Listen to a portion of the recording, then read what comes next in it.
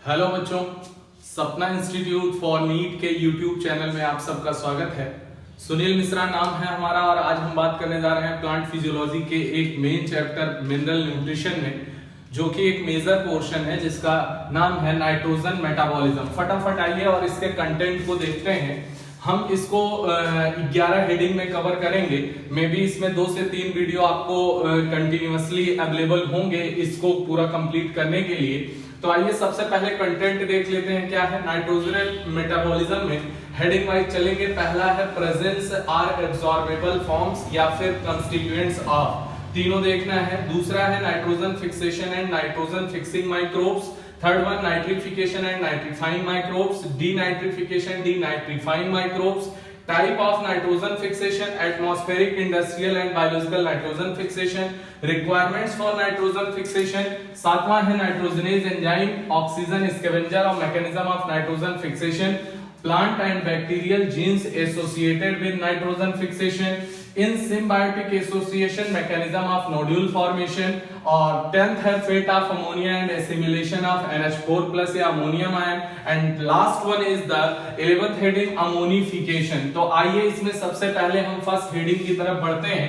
आप इस हेडिंग को ध्यान रखिए और इसी के अकॉर्डिंग हम लोग इनको डिस्कस करेंगे। सबसे पहले अगर बात की जाए बेटा, तो नाइट्रोजन का जो प्रेजेंट फॉर्म है, मतलब जो एटमॉस्फेयर में ये प्रेजेंट होती है, वो किस फॉर्म में होती है और कितनी होती है ये हम लोग देखेंगे। तो सबसे पहले प्रेजेंट होती है, प्रेजेंस फॉर्म क्या है इसकी, नाइट्रोजन की N2।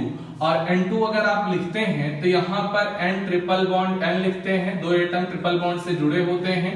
और ये जो होता है वो होता है स्ट्रॉन्ग ट्रिपल कोवैलेंट बॉन्ड। यहाँ पर स्ट्रॉन्ग ट्रिपल कोवैलेंट बॉन्ड यहाँ पर ये पाया जाता है। इसका मतलब स्ट्रॉन्ग क्यों बोला जा रहा है, मतलब अगर इसे आपको तोड़ना है तो आपको एनर्जी बहुत ज्यादा अमाउंट में देनी पड़ेगी। ठीक है, दूसरे नंबर पे बात करते हैं कि ये नाइट्रोजन जो है ये प्रेजेंट कहां पर है बेटा, एटमॉस्फेयर में। कहां पर, एटमॉस्फेयर में। ठीक है, एटमॉस्फेयर में प्रेजेंट है। और नाइट्रोजन है क्या, गैस है। तो आप बताओ यहां पर एटमॉस्फेयर में जो नाइट्रोजन का अमाउंट है वो कितना है, 78%। 78% के हिसाब से अगर देखा जाए तो ये क्या है, मोस्ट एबंडेंट। क्या है बच्चों, मोस्ट एबंडेंट। ओके, और खास बात एटमॉस्फेयर ही गैसियस, जितने भी गैसेस हैं उनका रिजर्वायर है और वहीं से गैसियस साइकिल कंट्रोल और रेगुलेट होती है। ठीक है, अगला हम बात कर रहे हैं इसका एब्जॉर्बेबल फॉर्म, कि आखिरकार ये किस फॉर्म में एब्जॉर्ब होती है।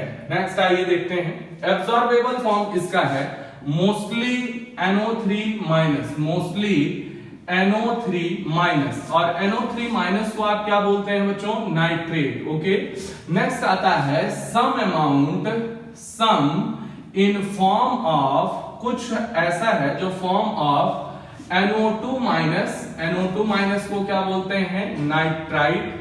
और लास्ट वन एंड NH4+, क्या बोलेंगे, NH4+, and that is called the ammonium ion. क्या नाम देंगे, अमोनियम आयन। तो एब्जॉर्बेबल फॉर्म ये है और प्रेजेंट फॉर्म ये है। तो आप बताओ इसका मतलब ये है कि हमारे जिस फॉर्म में प्रेजेंट है उस फॉर्म में हम एब्जॉर्ब नहीं कर सकते हैं या प्लांट एब्जॉर्ब नहीं कर सकता है, हमें तो प्लांट के थ्रू ही मिलेगा। ठीक है, नेक्स्ट आता है constituent of.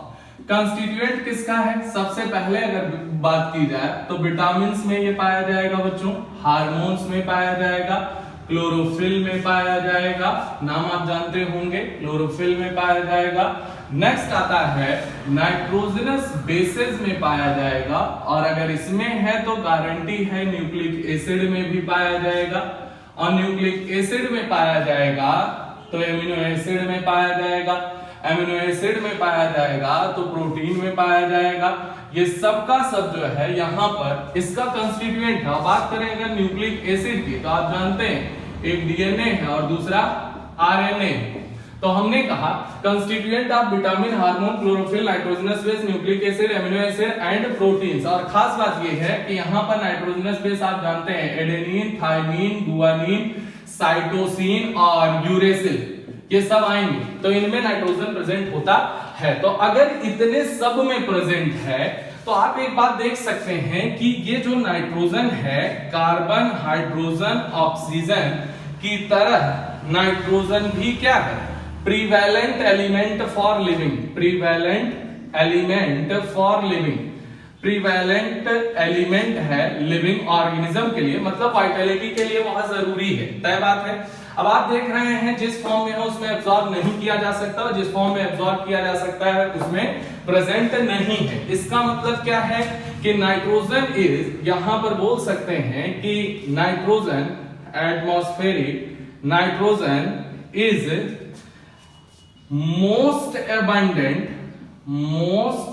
abundant but limited in, यहां पर but limited in किसमें, agricultural and natural ecosystem, agricultural and natural ecosystem. इसका मतलब क्या हुआ बच्चों, देखिए जिस फॉर्म में ये ले सकते हैं उस फॉर्म में है ही नहीं है, तो ये होकर भी नहीं है, हमारे लिए अवेलेबल नहीं है जब तक ये फॉर्म प्रेजेंट ना हो। तो आप बताओ, ये है तो मोस्ट एबंडेंट, लेकिन फिर भी ये क्या है, लिमिटेड है, ठीक है। नेक्स्ट पॉइंट हम लिख रहे हैं बेटा यहां पर कि जो सॉइल के अंदर प्लांट हैं, एनिमल्स हैं, माइक्रोब्स हैं, इन सब के बात अगर करें तो प्लांट और माइक्रोब्स दोनों को जो नाइट्रोजन चाहिए, क्योंकि एनिमल को तो प्लांट के थ्रू ही मिलता है, प्लांट को खाकर ही मिलता है, तो यहां पर जो है सॉइल के अंदर मैं बोल सकता हूं in soil plant compete with microbes, plant competes with microbes for limited nitrogen, limited nitrogen के लिए प्लांट जो है वो कॉम्पीट करता है, मतलब दोनों छीना झपटी होती है, झगड़ा होता है, स्ट्रगल होता है कि जो जितना चाहे वो ले ले, लेकिन यहां पर इतनी 78% होने के बावजूद क्यों लिमिटेड है ये, इसको बहुत अच्छे से समझिए।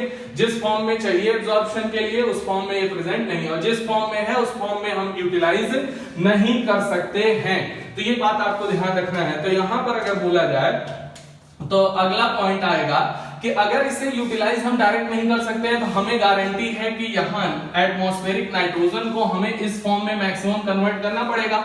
हाँ, कन्वर्ट करेंगे, लेकिन उसके पहले अगर हम कहते हैं तो very few, only very few, यहां पर देखिएगा लाइन देखिएगा बेटा एनसीईआरटी की, only very few living able to या capable to utilise nitrogen in its original form में कुछ ही लिविंग ऑर्गेनिज्म हमेशा यूटिलाइज कर सकते हैं। अब वो कौन कौन से हैं वो हम लोग देखेंगे, तो only very few living organism से ही ऐसा कर सकते हैं। और अगर मैं यहां पर उसे बताऊं तो ओनली में क्या आएंगे, एक्सक्लूसिवली ओनली सर्टेन प्रोकैरियोट्स, ध्यान रखिए ऑल नहीं बोल रहे हैं, सर्टेन प्रोकैरियोट्स। और सर्टेन प्रोकैरियोट्स में अगर बोला जाए तो वो कौन कौन से आएंगे, एक तो आएगा बैक्टीरिया, जानते होंगे, और बैक्टीरिया के साथ जो है यहां पर आएगा साइनोबैक्टीरिया या फिर ब्लू ग्रीन एल्गी, साइनोबैक्टीरिया लिखिए या फिर लिखिए ब्लू ग्रीन एल्गी। इसके अलावा और कोई ये क्षमता नहीं रखता है। तो ओवरऑल अगर बात की जाए बच्चों तो ये है बेसिकली पहली हेडिंग, और जिसे हम बोल रहे हैं क्या, प्रेजेंस आपने देख ली किस फॉर्म में है, एब्जॉर्बेबल फॉर्म आपने देख लिया, कंस्टिट्यूएंट्स ऑफ किसके हैं ये भी आपने देख लिया, प्रीवैलेंट क्यों है ये रीजन मैंने आपको दिया, और कैसे होकर भी नहीं है और इतना अमाउंट होने के बावजूद भी नेचर में लिमिटेड है, उसका रीजन क्या है वो भी मैंने आपको बता दिया। तो नेक्स्ट आते हैं बेटा दूसरी हेडिंग के बारे में बात करते हैं, और दूसरी हेडिंग हमारी इसी के जस्ट आगे की है, और वो ये कह रही है कि भाई यहां पर नाइट्रोजन फिक्सेशन, पहला तो रिक्वायरमेंट आप समझिए कि हमारी रिक्वायरमेंट ये है कि हम कन्वर्ट कर पाए नाइट्रोजन को नाइट्रोजन कंटेनिंग कंपाउंड में, तभी वो जाके एब्जॉर्ब हो पाएगी, ठीक है। सेकंड हेडिंग पे आते हैं यहां पर नाइट्रोजन फिक्सेशन, एंड एक तो ये है एंड नाइट्रोजन फिक्सिंग माइक्रोब्स, इसके बारे में देखते हैं फटाफट। अगर देखा जाए तो नाइट्रोजन फिक्सेशन है क्या, नाइट्रोजन को फिक्स करना, मतलब जो नाइट्रोजन फ्री है वो एटमॉस्फेयर में है, मतलब एटमॉस्फेरिक जो नाइट्रोजन है बच्चों वो कैसी है, फ्री है। और फ्री का मतलब क्या है, आवारा है, वो किसी के साथ भी जुड़ सकती है। लेकिन आप तो जानते हैं यहां पर एटमॉस्फेरिक नाइट्रोजन को N ट्रिपल बॉन्ड N लिखा जाएगा, और अगर आपको किसी के साथ जोड़ना है तो ये बॉन्ड तोड़ना पड़ेगा और फिर जाके यहां पर आपको जोड़ना पड़ेगा, और तोड़ने के लिए क्या एनर्जी देनी पड़ेगी। तो एटमॉस्फेरिक नाइट्रोजन से अगर हम इसे कन्वर्ट कर दें यहां पर अमोनिया में, एटमॉस्फेरिक नाइट्रोजन को हम कन्वर्ट कर दें अमोनिया में, अमोनिया में एक नाइट्रोजन, तो 2 नाइट्रोजन एटम से 2 अमोनिया यहां पर अवेलेबल होगा, ठीक है। तो केवल एक लाइन में सुनिए, नाइट्रोजन फिक्सेशन है क्या, एटमॉस्फेरिक नाइट्रोजन को अमोनिया में बदल देना ही कहलाता है नाइट्रोजन फिक्सेशन। ओके, अमोनिया की जगह हम यहां पर कह सकते हैं कि नाइट्रोजन कंटेनिंग कंपाउंड्स बोल सकते हैं, बिल्कुल, नाइट्रोजन कंटेनिंग कंपाउंड्स में कन्वर्ट कर देना कहलाता है क्या, नाइट्रोजन फिक्सेशन। अब मैं बेसिकली यहां पर नाइट्रोजन फिक्सेशन तब बोलूंगा जब अमोनिया में कन्वर्ट होगा, लेकिन नाइट्रोजन को फिक्स करने के लिए चाहे हम हाइड्रोजन अगर यहां जोड़ रहे हैं तो ऑब्वियस सी बात है ये कैसा प्रोसेस होगा बच्चों, रिडक्शन प्रोसेस होगा। अगर इससे नहीं आ रहा है तो यहां पर आप देख सकते हैं इसकी ऑक्सीडेशन स्टेट यहां पर 0 है और यहां पर इसकी ऑक्सीडेशन स्टेट -3 है, तो आप देख सकते हैं यहां से यहां जाने पे क्या हो रहा है, रिडक्शन हो रहा है। बिल्कुल, रिडक्शन का मतलब मैं बोल सकता हूं एडिशन ऑफ हाइड्रोजन, क्या बोलेंगे, एडिशन ऑफ हाइड्रोजन। और आप देख सकते हैं यहां कोई हाइड्रोजन नहीं है, जबकि यहां पे 3 हाइड्रोजन एक मॉलिक्यूल ऑफ अमोनिया में अटैच हो गई है। तो आप बताओ यहां 0 से -3 जाना क्या है, रिडक्शन है, एडिशन ऑफ हाइड्रोजन। और खास बात, रिडक्शन के साथ साथ ये कैसी प्रोसेस है बच्चों, एनारोबिक प्रोसेस होती है। कैसी, एनारोबिक प्रोसेस, मतलब ये in the absence of oxygen operate होती है। ओके, तो आप बताओ केवल एक वर्ड क्लियर करिए, एटमॉस्फेरिक नाइट्रोजन को अगर हम, मतलब यहां आवारा थी और यहां पर आके ये क्या हो गई, अमोनिया का कंपोनेंट हो गई।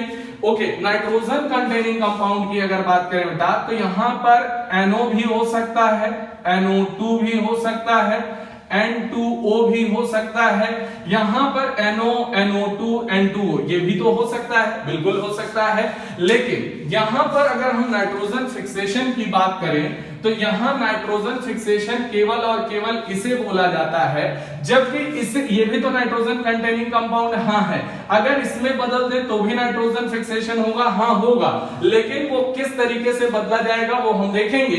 तो यहां पर नाइट्रोजन को अमोनिया में कन्वर्ट करना ही कहलाता है क्या, नाइट्रोजन का फिक्सेशन। आप बताओ यहां पर ये अमोनिया जो है वो फर्स्ट स्टेबल प्रोडक्ट हो जाएगा या नहीं, बिल्कुल हो जाएगा। यहां पर हम बोलेंगे फर्स्ट स्टेबल प्रोडक्ट, क्या बोला जाएगा, first stable product of nitrogen fixation. Next आता है nitrogen fixing microbes. Okay, nitrogen fixing microbes में अगर बात की जाए बच्चों तो एक तो हो सकता है यहां पर कि बैक्टीरिया हो, कौन हो, बैक्टीरिया, और दूसरा हो सकता है साइनोबैक्टीरिया। तो पहले हम बैक्टीरिया के बारे में बात करते हैं बच्चों। बैक्टीरिया जो है यहां पर 2 तरीके से हो सकते हैं। सबसे पहले ये बैक्टीरिया हो सकता है फ्री लिविंग हो बच्चों, यहां पर बैक्टीरिया जो है वो हो सकता है फ्री लिविंग हो। फ्री लिविंग का एग्जांपल अगर बताएं एनसीईआरटी के अकॉर्डिंग तो पहला आएगा एजोटोबैक्टर, दूसरा आएगा बच्चों बीजरनीकिया, दूसरा आएगा बीजरनीकिया, एजोटोबैक्टर, बीजरनीकिया, और ये दोनों के दोनों बच्चों एरोबिक बैक्टीरिया होते हैं। नेक्स्ट आता है हमारे पास यहां पे बैसिलस, क्या बोलेंगे, बैसिलस, और बैसिलस जो है बच्चों यहां पे फैकल्टेटिव एरोबिक होता है। कैसा, फैकल्टेटिव एरोबिक होता है। और नेक्स्ट एनसीईआरटी का एग्जांपल है रोहडोस्पाइरिलम, क्या बोलेंगे, रोहडोस्पाइरिलम, और ये जो है एनारोबिक होता है। और खास बात क्या है, फ्री लिविंग है। तो एग्जांपल्स आपको जरूर ध्यान रखने हैं, डायरेक्टली पूछे जाते हैं। ये है फ्री लिविंग, लेकिन यहां पर बात ये आई कि ये तो सिम्बायोटिक भी हो सकता है, मतलब बैक्टीरिया जो है वो कैसा हो सकता है, सिम्बायोटिक भी हो सकता है, बिल्कुल सिम्बायोटिक भी हो सकता है। सिम्बायोटिक में 2 लोग चाहिए, बोले बिल्कुल 2 लोग चाहिए। तो यहां पर अगर मैं बात करूं बेटा तो बैक्टीरिया का नाम है राइजोबियम। कौन आएगा? राइजोबियम बैक्टीरिया है। और इसके साथ अटैच कर दूं मैं अगर लेग्यूम, क्या बोलेंगे? लेग्यूम्स। और लेग्यूम्स की क्या? लेग्यूम्स के अंदर ये रूट वाले पार्ट में बना लेता है क्या? नोड्यूल। क्या बना लेता है? नोड्यूल। तो रूट नोड्यूल इन लेग्यूम्स, यहां पर राइजोबियम नाइट्रोजन फिक्स करेगा। ठीक है, अगर मैं बात करूं कि यहां पर राइजोबियम जो है वो लेग्यूम्स के साथ तो आएगा, लेकिन यहां एग्जांपल लेग्यूम्स का कौन कौन हो सकता है? बहुत आसानी से आपको याद रहेगा, गार्डन पी जानते हैं, स्वीट पी जानते हैं, अगला आएगा बेटा स्वीट क्लोवर, यहां पर स्वीट क्लोवर, अगला आएगा अल्फा अल्फा, अगला आएगा लेंटिल्स, यहां पर अगला आएगा ब्रॉड बीन्स आएगा, और यहां पर आएगा क्लोवर बीन्स। Clover beans. तो आप बताओ, ये कुछ भी हो सकता, कोई भी प्लांट हो सकते हैं, सारे के सारे लेग्यूम है। और इसके किस पार्ट में ये हमेशा एसोसिएट होगा? रूट। और जो नोड्यूल बनाएगा यहां पर, ये नोड्यूल एग्जैक्टली होता क्या है कि रूट के अंदर स्मॉल स्फेरिकल आउटग्रोथ आ जाती है जो सेल के डिवीजन से बनती है। तो यहां पर बोला जाएगा स्मॉल स्फेरिकल आउटग्रोथ। क्या बोलेंगे? स्मॉल स्फेरिकल आउटग्रोथ अगर रूट में बन जाए that is called nodule. Nodule का मतलब गांठ होता है। ओके, तो यहां पर पहला एग्जांपल है राइजोबियम का लेग्यूम के साथ, जिसमें रूट नोड्यूल बनाता है। और राइजोबियम जो है यहां पर, ये किस शेप का बैक्टीरिया है बच्चों? Rod shape bacteria. कैसा है? रॉड शेप बैक्टीरिया ये होता है। नेक्स्ट आते हैं बच्चों, यहां पर सेकंड एग्जांपल मोस्ट इंपॉर्टेंट है, ये भी आप ध्यान रखिए, यहां पर है फ्रैंकिया। क्या है? फ्रैंकिया। ठीक, और फ्रैंकिया जो है वो लेग्यूम के साथ नहीं बल्कि नॉन लेग्यूम के साथ, नॉन लेग्यूम्स के साथ रूट नोड्यूल का फॉर्मेशन करता है। किसका? Root nodule. सेम पोर्शन में, यहां पर रूट में ही, रूट वाले पार्ट में ही ये हमेशा एसोसिएट होगा। और खास बात यहां पर एग्जांपल अगर नॉन लेग्यूम्स का दे बेटा तो कौन आएगा? एल्नस। एनसीईआरटी में दिया है, अच्छा एग्जांपल है, पूछा जा सकता है। तो आप बताओ बैक्टीरिया, और बैक्टीरिया में यहां पर फ्री लिविंग और सिम्बायोटिक। नेक्स्ट आते हैं बच्चों, यहां पर अगर बात की जाए तो एक मैंने और बताया था आपको नाइट्रोजन फिक्सिंग माइक्रोब में, और जिसमें आएगा साइनोबैक्टीरिया। क्या आएगा? साइनोबैक्टीरिया, या फिर आप बोल सकते हैं ब्लू ग्रीन एल्गी। आइए, जब बैक्टीरिया फ्री लिविंग सिम्बायोटिक हो सकता है तो ऑब्वियसली यहां पर सबसे पहला आएगा फ्री लिविंग। क्या आएगा? Free living. आइए एग्जांपल देखते हैं बच्चों। फ्री लिविंग में यहां पे बहुत इंपॉर्टेंट एग्जांपल है। एक है बेटा नॉस्टॉक, नाम सुना होगा। यहां पर एक है एनाबिना, नाम सुना होगा। और तीसरा मैं अपनी तरफ से मोस्ट इंपॉर्टेंट एग्जांपल बता रहा हूं बेटा, ऑसिलेटोरिया। एनसीईआरटी 12th में माइक्रोब्स इन ह्यूमन वेलफेयर में आपको मिलेगा। तो ये 3 एग्जांपल आप ध्यान रखें, और ऑसिलेटोरिया मेरी तरफ से। अगला नेक्स्ट आता है बेटा यहां पर सिम्बायोटिक। क्या आएगा? सिम्बायोटिक। ओके, फ्री लिविंग के बाद आएगा सिम्बायोटिक। अब सिम्बायोटिक में एक तो 2 ऑर्गेनिज्म चाहिए ही चाहिए, तो एक तो आएगा नॉस्टॉक। नॉस्टॉक किसके साथ आएगा? साइकस के साथ। अब आप कहोगे सर नॉस्टॉक यहां भी है और नॉस्टॉक यहां भी है, तो बोले हाँ, दोनों जगह है। और नॉस्टॉक बेसिकली एक जीनस है, एनाबिना एक जीनस है यहां पर, और इसकी कुछ स्पीसीज फ्री लिविंग है और कुछ सिम्बायोटिक है।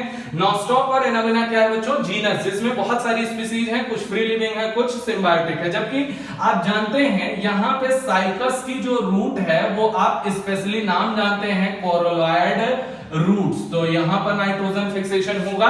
नेक्स्ट आते हैं, दूसरा एग्जांपल मोस्ट इंपॉर्टेंट है बच्चों, वो आएगा एनाबिना। क्या आएगा?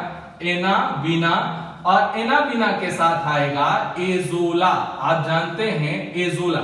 अब आप बताओ साइकस जो है वो क्या था? जिम्नो। साइकस क्या था? जिम्नोस्पर्म। और यहां पर एजोला क्या है? Aquatic fern. और फर्न बोले तो क्या है? टेरिडोफाइट। क्या है?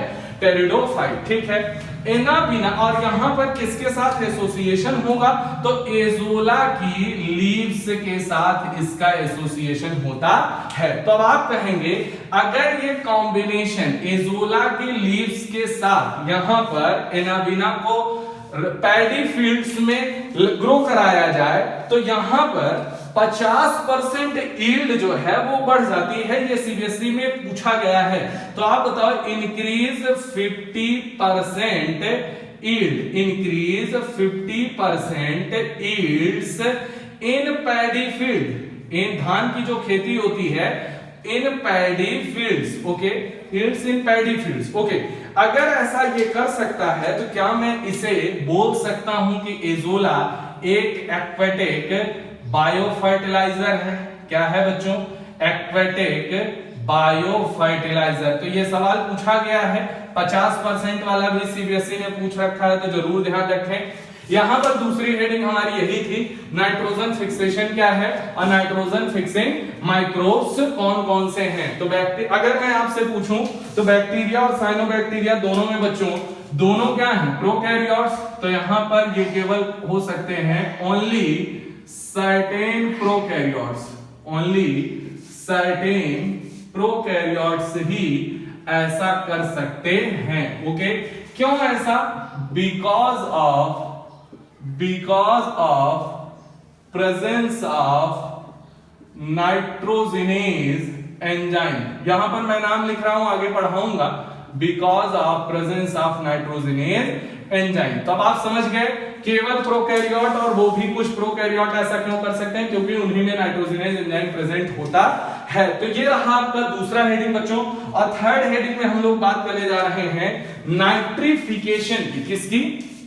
Nitrification and nitrifying microbes, okay. Nitrification exactly है क्या? आप देखो अमोनिया में हमने कन्वर्ट कर लिया, लेकिन अमोनिया या अमोनियम आयन के फॉर्म में हम एब्जॉर्ब बहुत कम कर सकते हैं, ये आपको मालूम है, बहुत कम एब्जॉर्ब कर सकते हैं। बेसिकली हमें नाइट्रेट तक पहुंचना ही पड़ेगा। तो आइए यहां पर थर्ड हेडिंग पे बात करते हैं बेटा। थर्ड हेडिंग जो है वो बता रही है नाइट्रिफिकेशन। क्या आएगा? नाइट्रिफिकेशन क्या है ये बताना है। दूसरा नाइट्रीफाइंग माइक्रोब्स, यहां पर आएगा नाइट्रीफाइंग माइक्रोब्स।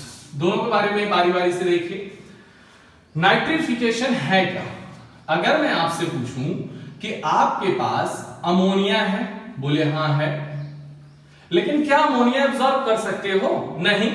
एटमॉस्फेरिक नाइट्रोजन थी, उसे तो बिल्कुल नहीं कर सकते थे। अमोनिया अब बन गई है नाइट्रोजन फिक्सेशन के बाद, तो भी हम बहुत कम अमाउंट कर सकते हैं। तो हमें क्या, हम कहां तक पहुंचेंगे? मोस्टली नाइट्रेट तक। आप बताओ, हम यहां पर इसे कन्वर्ट करते हैं बेटा NO2 माइनस, नाइट्राइट बोलते हैं। क्या बोलते हैं? नाइट्राइट। और NO2 माइनस को हम कन्वर्ट करते हैं NO3 माइनस। सबसे पहले अगर नाम मैं लिखूं, हर बच्चे को समझ आना चाहिए बेटा, बेसिक बिल्कुल। अमोनिया है और यहां पर अगर बात की जाए तो नाइट्राइट है, यहां पर बात करें अगर तो नाइट्रेट है। तो आप बताओ यहां पर 3 टोटल आ गए, तीनों का नाम आपको पता चला। ऑक्सीडेशन स्टेट जरा लिखवा दीजिए बच्चों।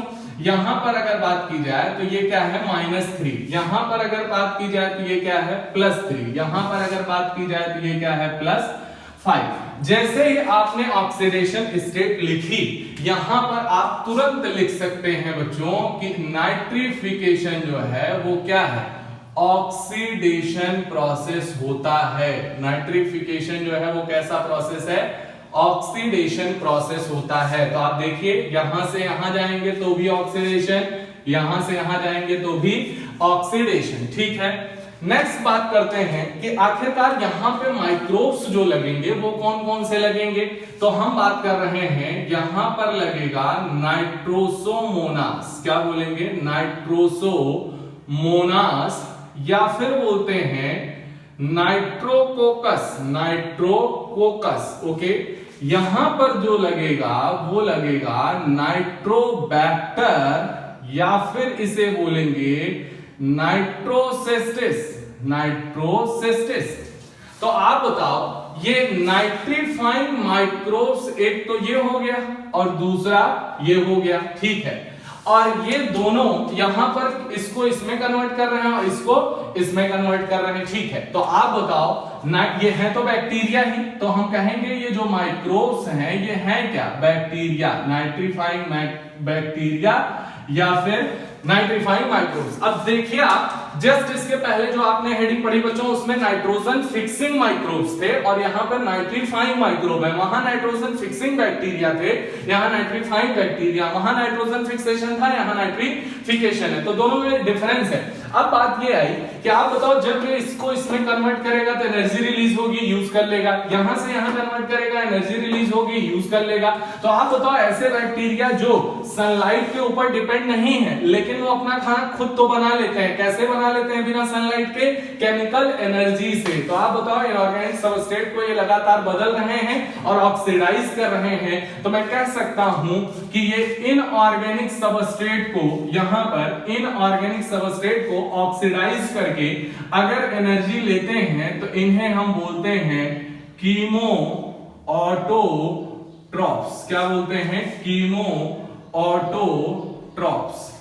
तो कीमो ऑटोट्रॉप्स जो है वो नाइट्रीफाइंग बैक्टीरिया होते हैं, नाइट्रीफाइंग बैक्टीरिया होते हैं। तो nitrification, nitrifying microbes chemo autotrophs होते हैं। रिएक्शन आपको ध्यान रखनी है, ऑक्सीडेशन प्रोसेस है। तो तीसरी हेडिंग हमारी कंप्लीट होती है बच्चों, नाइट्रीफिकेशन एंड नाइट्रीफाइंग माइक्रोब्स। तो बड़े गौर से देख लीजिएगा कि कैसे हम कहां पे आ गए हैं, नाइट्रेट पर पहुंच गए हैं। अगर ये प्लांट को मिल जाए तो बड़ी आसानी से प्लांट जो है नाइट्रेट को मैक्सिमम अमाउंट में एब्जॉर्ब कर लेगा, कहीं कोई समस्या वाली बात नहीं है। नेक्स्ट अगली हेडिंग हमारी जो आ रही है चौथे नंबर पे वो है डीनाइट्रिफिकेशन, डीनाइट्रिफिकेशन और डीनाइट्रीफाइंग माइक्रोब्स। और डीनाइट्रीफाइंग माइक्रोब्स बोले तो बैक्टीरिया। आप बताएं जस्ट अभी आपने पढ़ा है क्या, नाइट्रिफिकेशन, उसमें केवल क्या लग गया है, डी। क्या लग गया है, डी। तो नाइट्रिफिकेशन अभी जस्ट आप पढ़ के आ रहे हैं और अब आपको पढ़ना है डीनाइट्रिफिकेशन। अभी तक आप क्या कर रहे थे, एटमॉस्फेरिक नाइट्रोजन से अमोनिया, नाइट्रोजन फिक्सेशन, फिर अमोनिया से नाइट्राइट और नाइट्रेट क्या कहलाएगा, नाइट्रिफिकेशन। अगर डीनाइट्रिफिकेशन की बात करें तो हमें दोबारा से एटमॉस्फेरिक नाइट्रोजन तक पहुंचना पड़ेगा। तो उसके लिए अगर मैं बात करूं तो आप दो यहां पर नाइट्रेट है और इसको हम कन्वर्ट करते हैं बेटा 2NO2 माइनस में, और यहां पर हम कन्वर्ट करते हैं इसे 2NO में, और यहां पर हम इसे कन्वर्ट करते हैं N2O में, और N2O को हम कन्वर्ट करते हैं N2 में, और N2 गैस होने के नाते एटमॉस्फेयर में दोबारा चली जाती है। तो ये पूरा प्रोसीजर है। यहां पर अगर वो बात की जाए तो नाइट्रेट, यहां पे NO3 माइनस क्या है, नाइट्रेट, नाइट्राइट, और फिर NO, N2O और N2। तो आप बताओ, आप रिवर्स चले गए। अभी तक आप क्या कर रहे थे, एटमॉस्फेरिक नाइट्रोजन से नाइट्रेट आ रहे थे तो वहां पे बात नाइट्रोजन फिक्सेशन और नाइट्रिफिकेशन। बट अगर अपोजिट चले जाएं तो नाइट्रेट को नाइट्राइट से लेके एटमॉस्फेरिक नाइट्रोजन में। तो आप बताएं यहाँ पे ये क्या है, नाइट्रेट है, और नाइट्रेट को हमने, ये क्या है, नाइट्राइट है, और यहां पर नाइट्रोजन ऑक्साइड है, और यहां पर एटमॉस्फेरिक नाइट्रोजन, ये एटमॉस्फेयर में चली जाएगी। अब सवाल ये कि आखिरकार ये काम कौन करता है, तो बोला जाएगा यहाँ पे denitrification, denitrifying microbes are bacteria. कौन कौन से हैं इनको देखना पड़ेगा। तो यहां पर दो बैक्टीरिया मैं लिखता हूं, एक बोला जाएगा बेटा स्यूडोमोनास, स्यूडोमोनास, और दूसरा बोला जाएगा थायोबैसिलस। तो इसके आगे लगा सकते हैं स्यूडोमोनास डीनाइट्रिफिकेंस और थायोबैसिलस डीनाइट्रिफिकेंस। तो इट्स, अब दोनों हेडिंग कवर, डीनाइट्रिफिकेशन और डीनाइट्रिंग माइक्रोब्स आर बैक्टीरिया आ जाएगा। नेक्स्ट आते हैं बच्चों, हम लोगों की अगली हेडिंग है type of nitrogen fixation. Next आता है टाइप ऑफ नाइट्रोजन फिक्सेशन। आइए देखते हैं नाइट्रोजन फिक्सेशन यहां पर लिखेंगे, और नाइट्रोजन फिक्सेशन के अब हम क्या पढ़ने जा रहे हैं, टाइप। तो टाइप्स ऑफ नाइट्रोजन फिक्सेशन, आइए देखते हैं नाइट्रोजन फिक्सेशन किसे कहेंगे आप। तो नाइट्रोजन फिक्सेशन का मतलब है एटमॉस्फेरिक नाइट्रोजन को आप पकड़ लीजिए और ये फ्री है तो यहां पर आप कन्वर्ट कर दीजिए अमोनिया में, और अमोनिया में करने के साथ साथ आप क्या करिए, नाइट्रोजन कंटेनिंग कंपाउंड में भी कर सकते हैं, नाइट्रोजन कंटेनिंग कंपाउंड में भी कर सकते हैं, जैसे NO हो गया, NO2 हो गया, N2O हो गया, ये भी क्या है, नाइट्रोजन फिक्सेशन है। लेकिन अगर हमें केवल नाइट्रोजन फिक्सेशन जो हमारे लिए प्लांट के लिए यूजफुल है वो अगर हम स्टडी कर रहे हैं मिनरल न्यूट्रिशन के तौर पे, तो वो हमारे लिए केवल अमोनिया। अमोनिया क्या है, फर्स्ट स्टेबल प्रोडक्ट, पता है आपको। अब आते हैं इसके टाइप पे। यहां पर इसका पहला टाइप है बच्चों कि अगर हम एटमॉस्फेरिक नाइट्रोजन को, यहां पर एटमॉस्फेयर में नाइट्रोजन प्रेजेंट है और इसे हम किस में कन्वर्ट कर दे रहे हैं, NO में, NO2 में, N2O में, या फिर मैं बोलूं नाइट्रोजन के ऑक्साइड में। यहां पर मैं बोल सकता हूं नाइट्रोजन ऑक्साइड्स। तो आप बताएं नाइट्रोजन ऑक्साइड्स में कर तो क्या है, नाइट्रोजन फिक्सेशन है। अगला बी में अगर देखा जाए तो भी एटमॉस्फेरिक नाइट्रोजन है और यहां पर हम कन्वर्ट कर रहे हैं NO में, NO2 कोई डिफरेंस नहीं दिख रहा है होगा अभी, N2O में, और या फिर हम बोल सकते हैं क्या, नाइट्रोजन ऑक्साइड्स, ठीक है। नेक्स्ट अगर हम देख रहे हैं थर्ड टाइप C, तो यहां पर एटमॉस्फेरिक नाइट्रोजन है बच्चों, और एटमॉस्फेरिक नाइट्रोजन को हम कन्वर्ट कर रहे हैं किसमें, अमोनिया में, रिड्यूस कर रहे हैं, अभी देखा है आपने, ओके।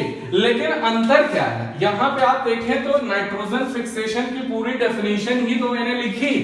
अब अंतर कैसे आता है और टाइप कैसे बदलता है बच्चों, उसके बारे में आप देखिएगा। केवल अंतर इतना है कि यहां पर नाइट्रोजन जब भी होगा तो आप बताओ N ट्रिपल बॉन्ड N होगा या नहीं होगा, बिल्कुल होगा। अगर N ट्रिपल बॉन्ड N होगा तो आप बताओ यहां पर ये स्ट्रॉन्ग बॉन्ड होगा। इसे ब्रेक करने के लिए एनर्जी देनी पड़ेगी, और एनर्जी देने के लिए यहां पर एनर्जी किससे दे रहे हैं, एनर्जी सोर्स अगर पूछा जाए तो वो कौन हो सकता है, ठीक है। यहां पर एनर्जी सोर्स एटमॉस्फेयर में लाइटनिंग हो सकती है, क्या बोलेंगे, लाइटनिंग, या फिर कौन हो सकता है, अल्ट्रावायलेट रेडिएशंस हो सकते हैं, यहां पर अल्ट्रावायलेट रेडिएशंस हो सकते हैं। अब आप देखो अगर ये यहां पर लाइटनिंग से हो रहा है तो लाइटनिंग से इलेक्ट्रिक, यहां पर इलेक्ट्रिसिटी जनरेट होगी, इलेक्ट्रिसिटी लाइटनिंग से क्या होगी, या बादल टकराएंगे तो भी क्या होगा, यहां पर क्लाउड का फ्रिक्शन होगा तो भी क्या होगा, यहां पे लाइटनिंग, अल्ट्रावायलेट रेडिएशन। तो पहला सोर्स लाइटनिंग, दूसरा अल्ट्रावायलेट रेडिएशन। अब लाइटनिंग होगी तो क्या होगा, इलेक्ट्रिसिटी जनरेट होगी। तो अगर इतना एनर्जी मिलेगा एटमॉस्फेयर में तो आप बताओ ये टूट के ऑक्सीजन के साथ जुड़ जाएगा और ये बना लेगा। इसीलिए इस टाइप को हम लोग बोलते हैं बेटा एटमॉस्फेरिक नाइट्रोजन फिक्सेशन। क्या बोलेंगे, एटमॉस्फेरिक, या फिर एटमॉस्फेरिक में यहां पर इलेक्ट्रिसिटी के आधार पे क्या हम इलेक्ट्रिकल नाइट्रोजन फिक्सेशन बोल सकते हैं क्या, हां, अगर इलेक्ट्रिसिटी से ही हो रहा है तो नाइट्रोजन फिक्सेशन इलेक्ट्रिकल कहा जाता है। आइए एटमॉस्फेरिक नाइट्रोजन फिक्सेशन यहां पर क्यों बोला गया, क्योंकि एटमॉस्फेयर में हो रहा है और एनर्जी सोर्स मैंने आपको बताया लाइटनिंग और अल्ट्रावायलेट रेडिएशन है। नेक्स्ट आइए बच्चों, यहां पर अगर बात करें एटमॉस्फेरिक नाइट्रोजन जा रहा है, नाइट्रोजन सेम कंडीशन है, लेकिन डिफरेंस क्यों आ रहा है ये हमें देखना है। तो मैं यहां पे सोर्स जो लिख रहा हूं वो लिख रहा हूं फॉरेस्ट फायर। क्या लिखेंगे, फॉरेस्ट फायर्स, ओके। नेक्स्ट लिखते हैं ऑटोमोबाइल एग्जॉस्ट, ऑटोमोबाइल एग्जॉस्ट, ये भी लिख सकते हैं एग्जॉस्ट, ये हो सकता है सोर्स। नेक्स्ट अगर बोले पावर जनरेटिंग यूनिट्स, क्या बोलेंगे, पावर जनरेटिंग, एनसीईआरटी के सारे वर्ड हैं, पावर जनरेटिंग यूनिट्स हो सकती हैं। और इसके अलावा इंडस्ट्रियल कंबशन, क्या बोलेंगे, इंडस्ट्रियल कंबशन हो सकता है। तो आप बताओ इंडस्ट्रियल कंबशन, सोर्स बदल गया है, बाकी कुछ नहीं बदला है बच्चों, सिर्फ सोर्स बदला है। नाइट्रोजन फिक्सेशन मैंने पहले ही तीनों को मिला के बता दिया आपको। जबकि अब आप कहोगे सर हमेशा यही क्यों पढ़ते हैं, बेटा मिनरल न्यूट्रिशन, प्लांट फिजियोलॉजी और प्लांट के अंदर एब्जॉर्बेबल फॉर्म हमें यही देखना है जो अमोनिया से हम कन्वर्ट करके नाइट्रेट में ले जा सके। तो हम यही पाथवे करते हैं, नाइट्रोजन ऑक्साइड को हम करेंगे क्या उसको पढ़ के, वो तो हमारे किसी काम का नहीं है। तो हमने कहा अमोनिया से हम नाइट्रिफिकेशन करके नाइट्रेट पहुंच जाएंगे, तो इसीलिए हम, लेकिन जबकि नाइट्रोजन फिक्सेशन तो यहां से इस पूरे को बोलेंगे ना, ये भी तो नाइट्रोजन कंटेनिंग कंपाउंड ही है। तो पावर जनरेटिंग यूनिट्स आई। अब अगर सेकंड नंबर पे अगर बात की जाए, तो अगर ये सारी चीजें आ रही हैं और सोर्स ये है, तो इसे आप क्या बोलेंगे बच्चों, इंडस्ट्रियल नाइट्रोजन फिक्सेशन। क्या बोलेंगे, इंडस्ट्रियल नाइट्रोजन फिक्सेशन, क्या बोला जाएगा, इंडस्ट्रियल नाइट्रोजन फिक्सेशन। तो आप बताओ पहला क्या हो गया आपका एटमॉस्फेरिक, दूसरा क्या हो गया इंडस्ट्रियल। नेक्स्ट आते हैं बच्चों, यहां पर बात की जाए, बोले अब यहां क्या अंतर आ जाएगा, यहां सिर्फ एक अंतर आना है। क्या बताओ, एटमॉस्फेरिक नाइट्रोजन को हम यहां रिड्यूस कर रहे हैं कि नहीं, ये क्या कर रहे हैं, रिडक्शन कर रहे हैं, रिडक्शन करके उसमें ले जा रहे हैं और वही फर्स्ट स्टेबल प्रोडक्ट बना रहे हैं। बट ये conversion by living organism, conversion by living organism, या फिर मैं बोलूं लिविंग माइक्रोब्स। और अभी आप पढ़ के आ रहे हैं लिविंग माइक्रोब्स को।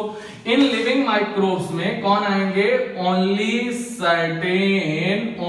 Certain prokaryotes. अब सवाल है सर्टेन प्रोकैरियोट्स कौन होंगे, तो एक होगा बैक्टीरिया और एक होगा साइनोबैक्टीरिया या फिर ब्लू ग्रीन एल्गी। एक होगा बैक्टीरिया और साइनोबैक्टीरिया और ब्लू ग्रीन एल्गी। अभी पढ़ा के आ रहे हैं, सारे नाम वगैरह आप जानते हैं। यहां पर बैक्टीरिया जो है वो फ्री लिविंग भी हो सकते हैं, बिल्कुल हो सकते हैं। यहां पर ये सिम्बायोटिक भी हो सकते हैं बच्चों, यहां पर ये भी फ्री लिविंग हो सकते हैं और यहां पर ये भी सिम्बायोटिक हो सकते हैं। तो अगर मैं यहां पे एग्जांपल की बात करूं तो फ्री लिविंग बैक्टीरिया में आपने देखा है ज़ोटोबैक्टर को और बीजरनिकिया को। मैं नाम एक बार रिकॉल करा दे रहा हूं, जो कि क्या थे, एरोबिक थे। नेक्स्ट आता है बेटा यहां पर एरोबिक होंगे और नेक्स्ट आएगा बैसिलस। क्या आएगा, बैसिलस। और बैसिलस कैसा था, फैकल्टेटिव एरोबिक था।